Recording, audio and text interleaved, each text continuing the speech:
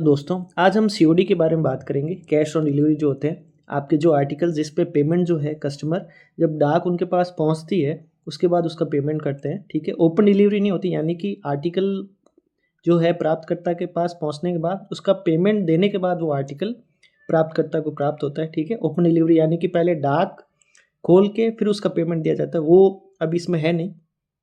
हमें केवल पेमेंट देना है और पेमेंट देने के बाद वो आर्टिकल उनको प्राप्त करना है। वो ये चीज़ें होती है इसमें, ठीक है? सबसे पहले सीओडी अब कौन से कस्टमर के लिए होती है? वो होती है आपके बल्क जो कस्टमर होते हैं। ऐसे कस्टमर जिनके पास बहुत ज़्यादा तादाद में ऑर्डर्स आते हैं और वो अपनी जो डाकें हैं या फिर जो अपना आइटम है वो अगर उस ग्राहक तक पहुंचाना चाहते हैं तो पोस्ट ऑफिस उनकी हेल्प करता है और कैश ऑन डिलीवरी उनको एक सुविधा दी जाती है। अब किन के लिए होता है? कॉस्टलियर गुड्स जो होते हैं, महंगे महंगे आइटम्स होते हैं जो कि वो खुद पहुंचा नहीं सकते और पोस्ट ऑफिस के थ्रू वो पहुंचाना चाहते हैं और कैश ऑन डिलीवरी जो होती है वो सुविधा उनको देना चाहते हैं, तो ये उनके लिए बहुत ज़्यादा फ़ायदेमंद होता है क्योंकि कॉस्ट एफिशिएंट होता है। बहुत सस्ती चीज़ें यानी कि सस्ते जो रेट्स होते हैं पोस्ट ऑफिस उनको प्रदान करता है। दूसरा इसमें क्या होता है, पहला आपके टॉपिक हो गया। दूसरा है आपकी जो इंश्योरेंस। इंश्योरेंस जो है सीओडी में अवेलेबल होता है, लेकिन ज़रूरी नहीं है कि आप उसको इंश्योरेंस करा कर ही भेजें, ठीक है? जैसे कि आपके बैंक नोट्स होते हैं उन पे इंश्योरेंस करना ज़रूरी होता है, लेकिन सीओडी जो होता है उसमें इंश्योरेंस करना ज़रूरी नहीं होता, ठीक है? बीमा करना इसमें ज़रूरी नहीं होता। तीसरा आपके है डिलीवरी फैसिलिटी इज़ अवेलेबल, यानी कि जो सीओडी है वो आपके प्राप्तकर्ता के पास वहाँ तक पहुँचती है, तो उनके घर तक पहुँचती है, तो ये फैसिलिटी जो है वो भी अवेलेबल होती है। फिर आता है collection of amount up to 50,000, यानी कि जो अमाउंट है, अब जैसे मान लीजिए कि कोई आर्टिकल बेचता है, उसके जो आइटम है उसके अंदर वो 35,000 का है, तो कस्टमर से आप 35,000 का ले सकते हैं। अब जैसे मान लो कोई आइटम है 100 रुपये का, तो वो भी ले सकते हैं। अब मान लीजिए कोई आइटम है 65,000 का, तो वो बेच पाएंगे कि नहीं बेच पाएंगे? वो नहीं बेच पाते, क्योंकि उसका लिमिटेशन जो होता है वो 50,000 तक होता है, ठीक है? तो ये आपको ध्यान रखना, क्योंकि एग्जाम से पूछा जाता है सीओडी जो है मैक्सिमम अमाउंट तक क्या क्या पूछा जाता है, तो ये भी डिस्कस करेंगे कौन कौन से क्वेश्चन मैक्सिमम पूछे जाते हैं, ठीक है?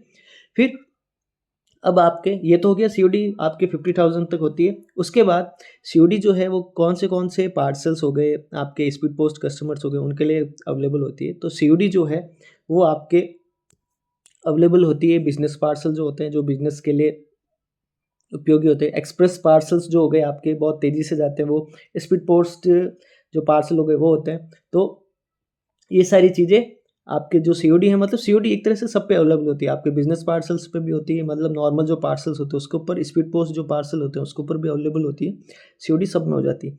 अब हम देखते हैं कंडीशंस क्या होती है। कंडीशन नॉर्मल जो है पोस्ट ऑफिस कस्टमर को बता देते हैं कि आपको ये चीज़ें ध्यान रखनी है। 50,000 से ऊपर जो अमाउंट है वो नहीं होना चाहिए। दूसरा सीओडी है जो उसके ऊपर लिखी होनी चाहिए, जैसे डाक है, ये नॉर्मली आपकी डाक जो होती है इसके जस्ट ऊपर आपको सीओडी लिखना है। सीओडी कितना है, जैसे 5,000 की तो 5,000 ऐसे सीओडी लिखना है, जस्ट ऊपर लिखा है। बाकी जो नॉर्मल हम डाक बेचते हैं वैसे ही पूरा प्रोसेस है, ठीक है? यही ध्यान रखना होता है उनको।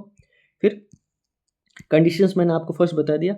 दूसरा है आपके do not contain prohibited article, यानी कि इनका मतलब ये है ऐसे आइटम्स जो कि पोस्ट ऑफिस में अलाउड नहीं, जैसे कि लिविंग क्रिएचर्स यानी कि जो जीव जंतु होते हैं उनको आप नहीं बेच सकते।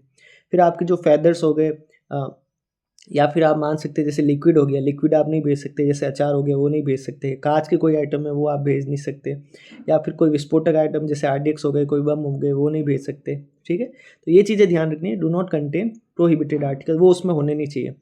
फिर तीसरा है आपके do not contain coupons, ticket, certificate और introduction design for sales of good which is known as snowball system.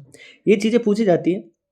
Snowball system जो होता है वो किस में नहीं होना चाहिए, जैसे कि सीओडी में नहीं होना चाहिए, तो ये भी आपको ध्यान रखना है। इसमें क्या क्या कूपन्स जो होते हैं आपके, नॉर्मली जो टिकट्स होते हैं, कूपन्स जैसे कि स्क्रैच करते हैं ना वैसे कूपन्स होते हैं, टिकट्स होते हैं, या फिर सर्टिफिकेट। टिकट्स का यहाँ पर मतलब जैसे लॉटरी टिकट्स होते हैं ना वैसे कुछ आइटम। फिर तीसरा कोई चीज़ें जो कि आपके बना रखे हो किसी आइटम को सेल करने के लिए, ठीक है? ऐसा कोई इंट्रोडक्शन हो, उसमें कोई शीट बनी हुई, वो आप इसमें नहीं बेच सकते। इसमें केवल वो आइटम जो कि जिसकी कस्टमर को ज़रूरत है, जैसे कोई सीओडी में जैसे मान लो मोमबत्ती है, वो कैसे बेच सकते हैं, वो बेच सकते हो उसमें, वैसी कोई चीज़ें। ये चीज़ें नहीं होनी चाहिए। Do not contain coupons, ticket, certificate, ये आपकी चीज़ें नहीं होनी चाहिए, तो ये आपको ध्यान रखना है। और स्नोबॉल सिस्टम ये आपको ध्यान में पूछा जाता है। एक क्वेश्चन पूछा जाता है 50,000 अमाउंट का, सीओडी कौन सा लिमिटेशन होता है उसके ऊपर।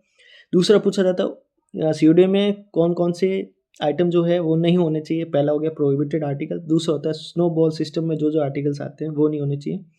अब कभी कभी ये पूछा जाता है जो COD होती है उस पर एडिशनल फी लगती कि नहीं लगती, वो लगती है, तो ये भी आपको ध्यान रखना है, एडिशनल फी COD में लगती है। अब उसके क्या क्या चार्जेस होते हैं उसके बारे में पढ़ते हैं। अब जैसे मान लो हम कोई COD भेज रहे हैं जो आपके 5000 की है, तो 5000 पे कितना रुपये लगेंगे, वो लगेंगे आपके 1.6, ठीक है, 1.6 उसकी वैल्यू लगेगी, यानी जैसे 5000 इंटू आप कर लीजिए 1.6, यानी कि एक तरह से 800 रुपीज़ लगेंगे आपके। इसको आप कैलकुलेट कर लीजिए, ठीक है, सॉरी 80 रुपीज़ लगेंगे। 80 रुपीज़ जो होगा वो आपके इसमें आ जाएगा, क्या एक तरह से फी लग जाएगी आपके COD की, ठीक है। तो फिर अब बात करते हैं जैसे कि अब 6500 जो है वो तो हो गई आपके 1.6 ऑफ COD वैल्यू। फिर 6500 से अगर ऊपर कोई वैल्यू हो, जैसे मान लो 7000 हो, तो उस पर क्या लगेगा, उस पर 100 रुपये तो फिक्स है। फिर जो अमाउंट 6500 से ऊपर हो गया, जैसे मान लीजिए 7000 है, तो 6500 का तो 100 रुपीज़ है, तो 500 के ऊपर 1% चार्ज लगता है, ठीक है। 1% चार्ज कितना हो गया आपके 5 रुपीज़, तो ये आपके हो जाएगा, ठीक है, 105 रुपीज़ उस पर लगेंगे, तो ये आपको ध्यान रखना है।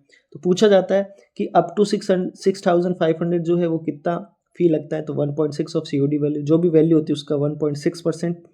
अगर 6500 से ऊपर कोई COD की वैल्यू हो तो उस पर क्या लगेगा, पहले 100 रुपये किस पे, 6500, उसके ऊपर जितना भी वैल्यू है, यानी कि जैसे मान लो 7000 8000 ऐसे कुछ है, तो जितना उनका डिफरेंस है उसके ऊपर 1% उसका अमाउंट का चार्ज लगता है, ठीक है। ये आगे आपके जो चार्जेस होते हैं वो। फिर हम बात करते हैं इंश्योरेंस जो होता है आपके, इंश्योरेंस वो अवेलेबल होता है, लेकिन ज़रूरी नहीं कि आप उनको एड्रेसी या फिर जो भी प्राप्त करता है या फिर जो उनको आर्टिकल को बुक कर रहा है उनसे आप करवाएं ना करवाएं, ये इंश्योरेंस ज़रूरी नहीं होता, ठीक है। अब जो अमाउंट है COD तो हो गई, कैश ऑन डिलीवरी हो गई, कैश ले लिया उनसे, वो जो कैश है वो सेंडर जो है उसको कैसे वापस भेजेंगे, वो भेजते हैं E-पेमेंट से, ये भी आपको ध्यान रखना है, ठीक है। ये क्वेश्चन पूछा जाता है, ठीक है।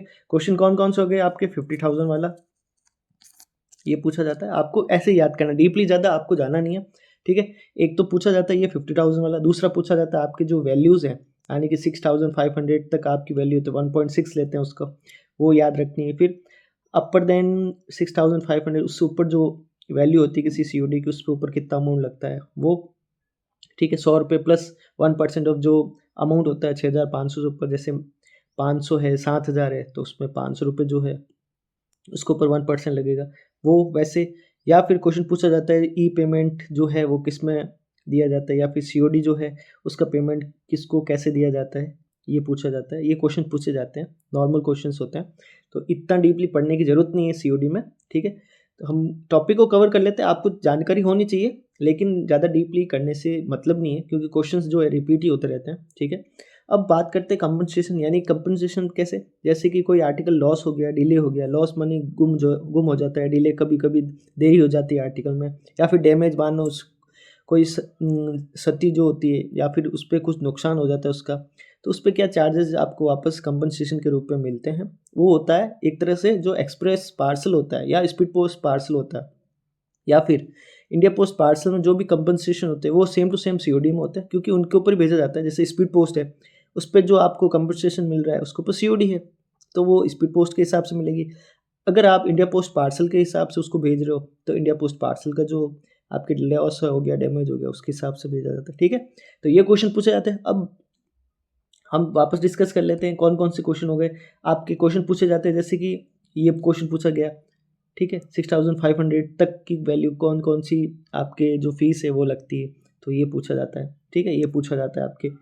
फिर पूछा जाता है आपके स्नोबॉल सिस्टम वाला हो गया, ये पूछा जाता है बहुत बार, ठीक है, ये पूछा जाता है। और आपको पूछा जाता है जैसे कि आपकी जो COD वैल्यू है वो ये पूछा जाता है। ये क्वेश्चन मेनली पूछे जाते हैं। कभी कभी पूछा जाता है इंश्योरेंस अवेलेबल होता है, करते नहीं करते, कंपलसरी होता है कि नहीं होता है, ये पूछा जाता है। कभी कभी रेयर चांसेस होते हैं, बाकी ज़्यादातर ये क्वेश्चन पूछे जाते हैं। तो आपको ऐसे ही टॉपिक्स और जितने भी टॉपिक्स है उनको ध्यान में रखना है। तो आज के लिए इतना ही। Thank you so much.